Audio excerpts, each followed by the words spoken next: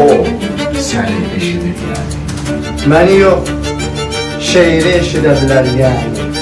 2020-ci ildən sonra bu tamaşanın başqa bir səkidə biz oynamağa başladıq. Çünki biz 44 günlük müharibədən sonra qalib gəldik və qalib ölkənin qalib vətəndaşı kimi tamaşaçılarımıza bu tamaşanı təqdim etməyə başladıq.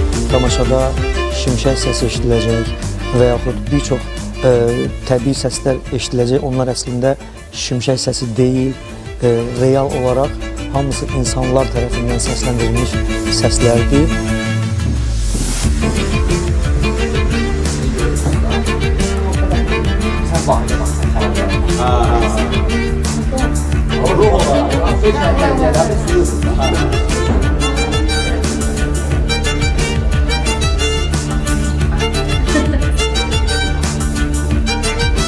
Sen de